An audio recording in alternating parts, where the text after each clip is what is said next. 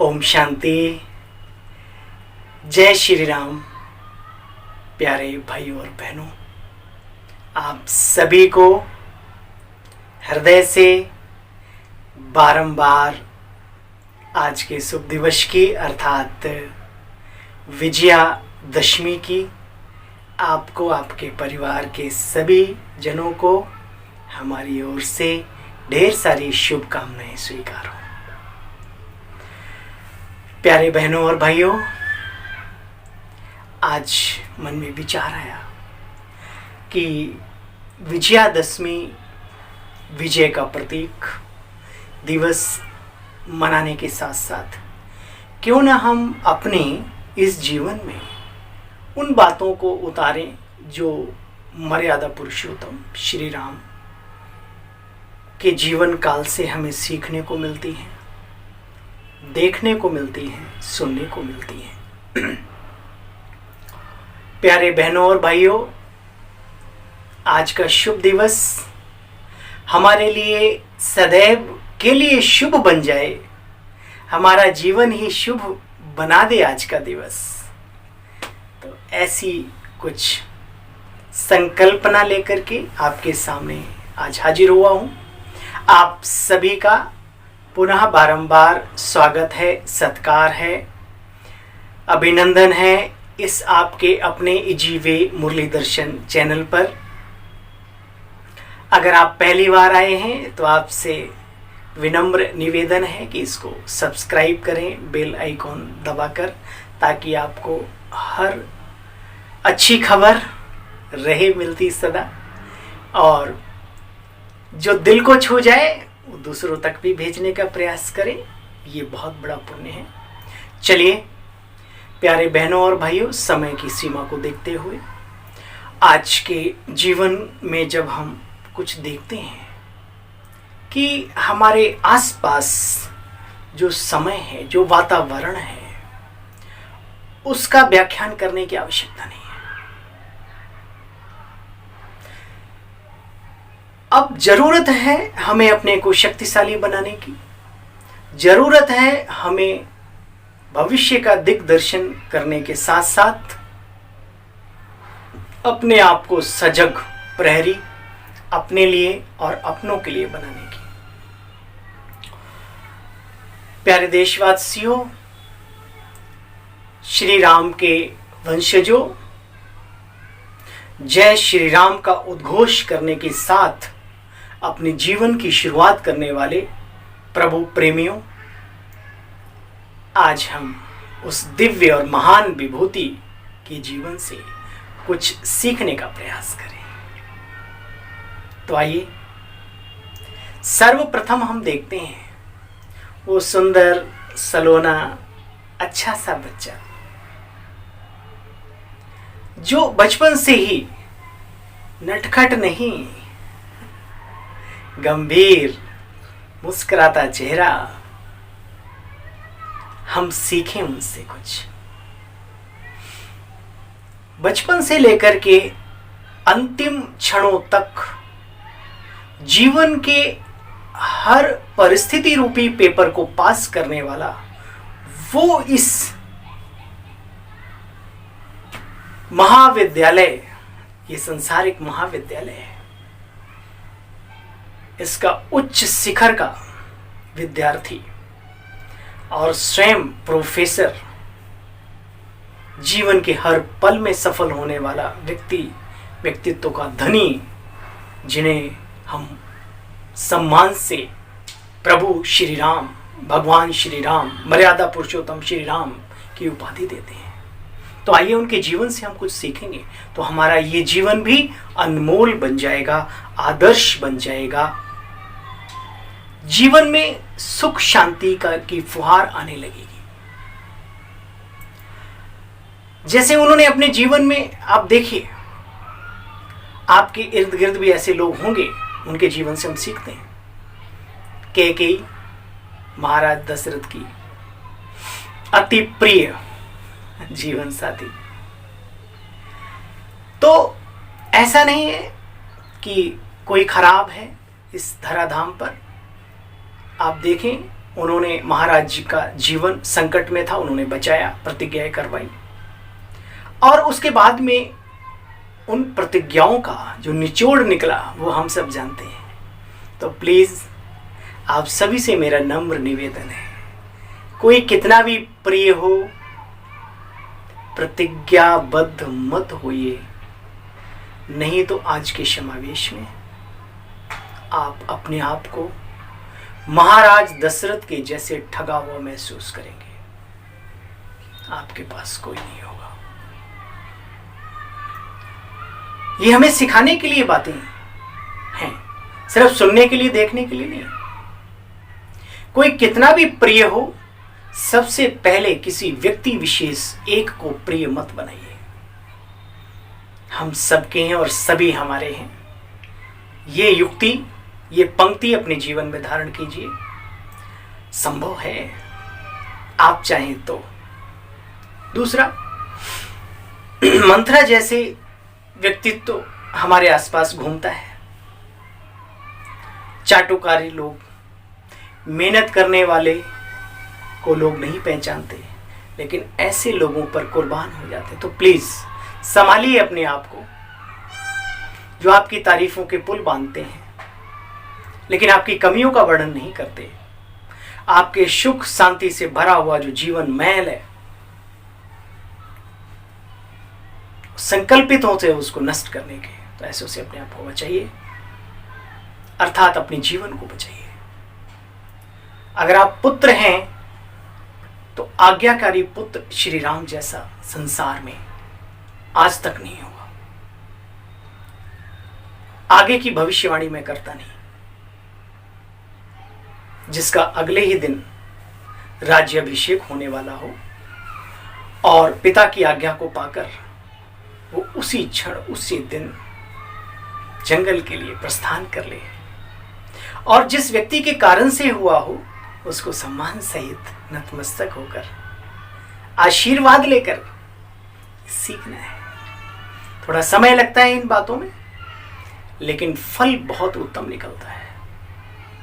आज अगर वो जीवन में ना होता तो आज हम उनकी चर्चा नहीं श्री राम प्रभु की कर रहे होते। फिर आगे आप चलेंगे, देखेंगे उनके जीवन काल में दो व्यक्तियों का बहुत महत्व रहा। मां भगवती सीता, महादेवी, शक्ति का स्वरूप, शक्तिदायिनी, जीवन साथी, और दूसरा लक्ष्मण जी का।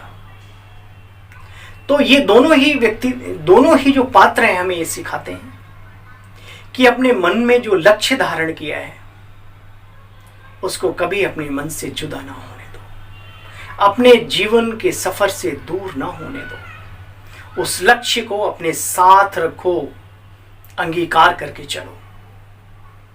सीता शक्ति का प्रतीक है।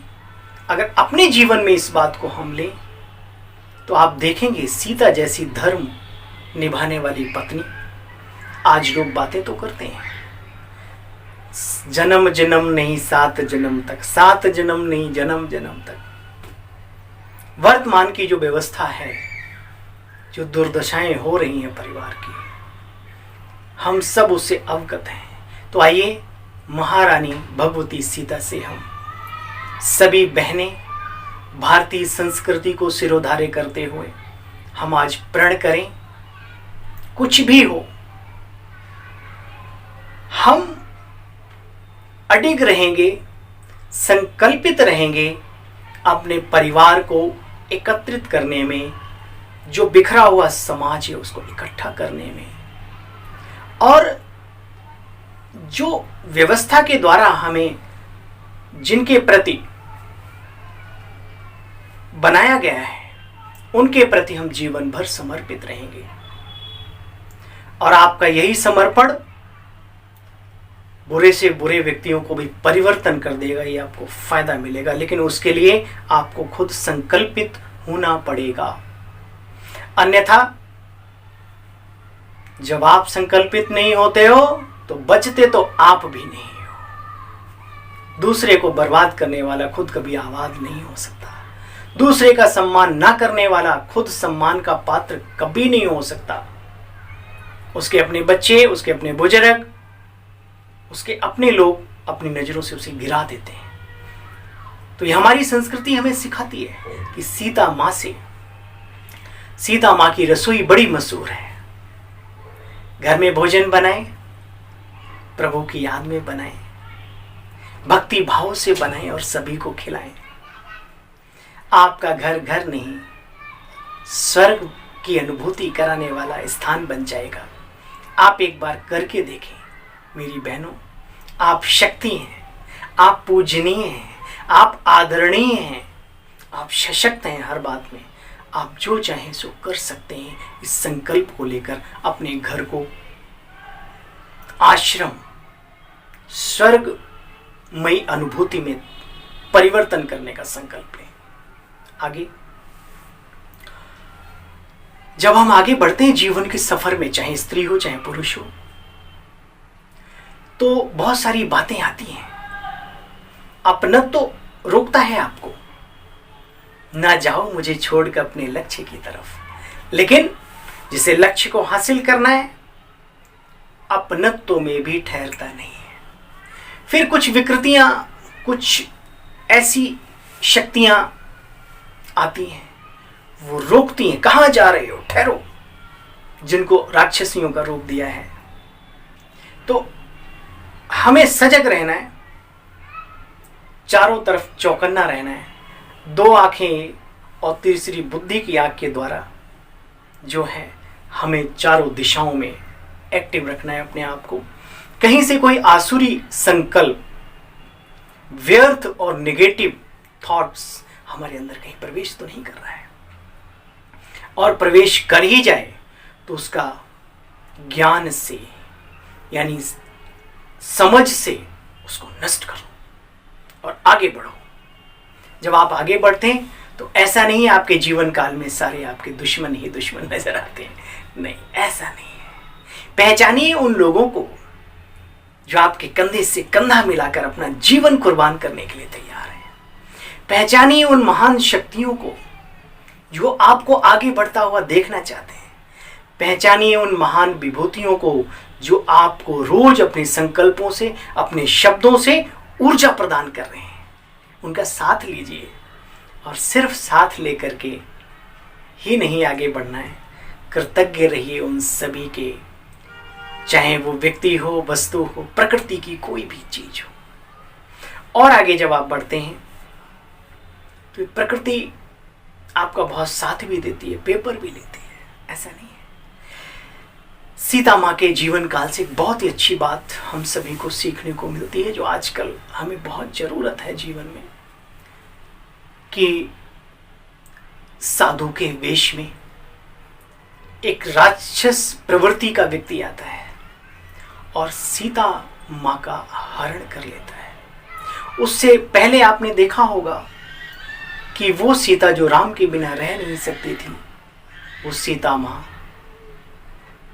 सोने का हिरण के प्रति लालसा बढ़ जाती है और लक्ष्मण जो रेखा खींच कर जाते हैं, इसको पार नहीं करना है माते, लेकिन वो समझ नहीं पाती ये किसी आसुरी शक्ति का षड्यंत्र है और वो पार कर देती है। और वो महाशक्ति किसी आसुरी शक्ति के चंगुल में जाकर के फंस जाती है। लेकिन एक चीज और भी सीखने को मिलती है कि वहां पर भी रट श्री राम की जब लगा के बैठी तो आखिर क्या होता है वो आप जानते ही हो, सफलता मिलती है। तो कभी भी जीवन में आप अपने से छोटों की बातों को महत्वहीन ना समझें। लक्ष्मण छोटे थे, बोला माता इसका पार नहीं करना, उन्होंने वैल्यू नहीं दी। अपने से छोटों की बात को भी वैल्यू देना सीखें, उनकी बात को भी समझें और समझें इस जगत के नियम को, उस नियंता की बातों को कि सोने का हिरण होता ही नहीं है। जिस सुख और शांति की तलाश में आप अपने चरित्रवान जीवन को दांव पर लगा देते हो, कहां है इस घोर कलयुग में वो दिखता है मृग तृष्णा की चाहत, मृग तृष्णा की तरीके से वो देखता है रेत के ढेर को कि पानी चमक रहा है, लेकिन वहाँ होता नहीं। कभी धूप में आप रोड पे चलते हो, आपने देखा होगा डाबर का रोड पानी के तरीके से लहलाता है, वो पानी नहीं होता, वो धूप की लय होती है। यही इस संसार का सत्य, जो जानते हैं वो समझते हैं और वो जीवन में कभी इन चीज़ों के प्रति आकर्षित नहीं होते हैं और वो नेगेटिविटी की तरफ कभी नहीं जाते। मेरे प्रिय बहनों और भाइयों, प्रभु पुत्र और पुत्रियों, प्रभु प्रेमियों, इस बात को हमें महसूस करना है कि जो सुख हमें सादगी में है और कहीं नहीं।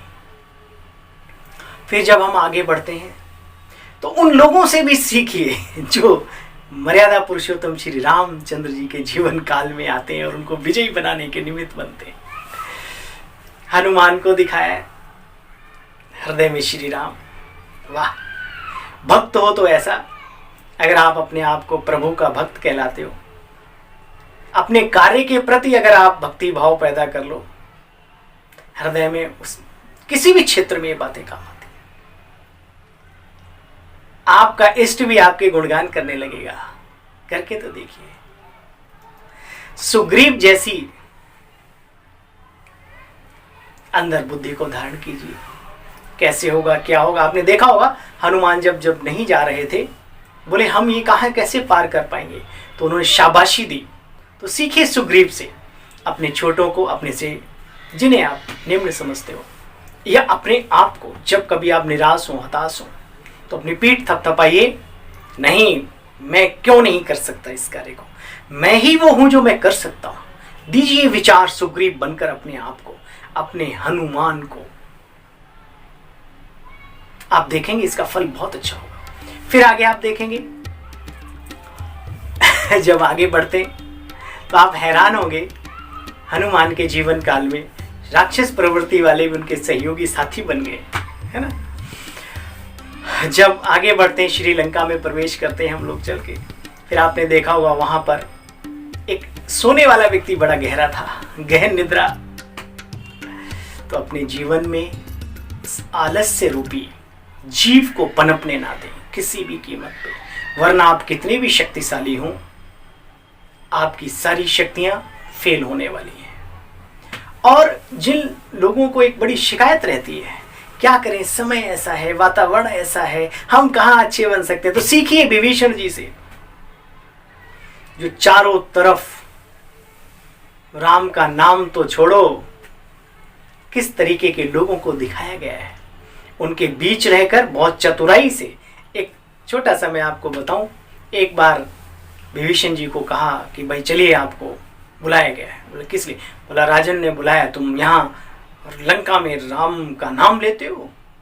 तो भाई राजा ने बुलाया, बड़ा गए, मन एकाग्र था, बुद्धि शांत थी।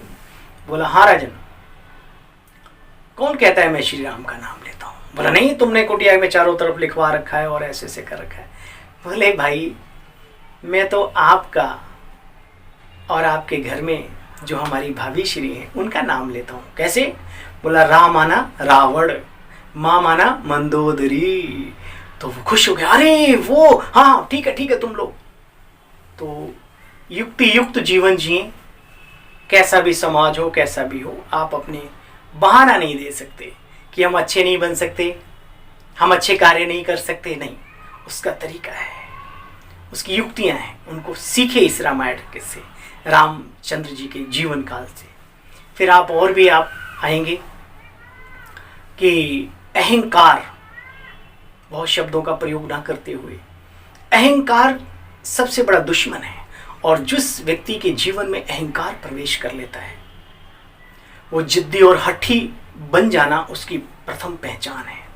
वो किसी की सुनता नहीं, किसी की मानता नहीं, अपने सिवाय किसी को देखता नहीं। देखता मीन्स हम ही हम हैं, तीनों लोक के मालिक हैं। तो प्लीज अपने जीवन में ये चीजें ना लाएं। आपने देखा होगा रावण के सिर के ऊपर एक गधे का भी सिर होता है। ट्रेन भी आ जाए तो हटता नहीं है गधा, ट्रेन को रुकना पड़ेगा। तो कहने का मतलब यही है, ऐसे अहंकार को अपने जीवन काल में, ऐसी जिद को अपने जीवन में, हठ को अपने जीवन में कभी नहीं अपनाइए, वरना हार जीवन की निश्चित है। और जीतेगा कौन? जो हर परिस्थिति में मुस्कुरा रहा है, हर व्यक्ति का, वस्तु का कृतज्ञ है, विनम्र है, सर्वशक्तिमान, सर्व शक्तियां धारण करने के बावजूद भी विनम्र है, जिसके साथ अपने खड़े हैं, जो अपनों की कद्र करना जानता है। ये सारी बातें हम सीखते हैं आज के दिन पर। तो बहुत ज़्यादा शब्दावली प्रयोग ना करते हुए आप मेरे हृदय की भावनाएं समझ ही गए होंगे। मीठे मीठे बहनों और भाइयों, इन सब बातों को अपने जीवन काल में लाने के लिए और आदर्श जीवन जीने के लिए आपको खुला निमंत्रण है, अभिनंदन है, स्वागत है प्रजापिता ब्रह्मा कुमारी श्री विश्वविद्यालय की किसी भी शाखा पर जाकर के आप राजयोगा मेडिटेशन, जो बहुत ज़रूरत है आज के समय में, जिसमें मन की एकाग्रता, स्थिरता, मन की शांति, सब कुछ समावेश है। ये मेंटल मेडिटेशन है जो आप सभी के लिए निःशुल्क सिखाया जाता है। आप उस कला को, उस विधि को आप सीखेंगे तो आपके जीवन में अभूतपूर्व परिवर्तन महसूस होगा और आप महसूस करेंगे कि हम अपने पूर्वजों के गुणों को अपने जीवन में अवश्य ला सकते हैं और अपने को समर्थता महसूस करेंगे इस जीवन काल में।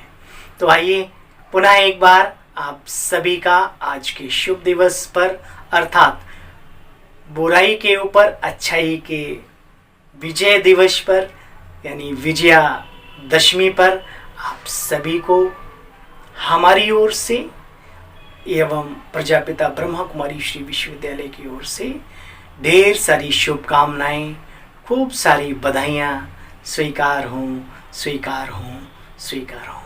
इन्हीं दिल की दुआओं के साथ आपका अपना फिर मिलेगा किसी शुभ संकल्प के साथ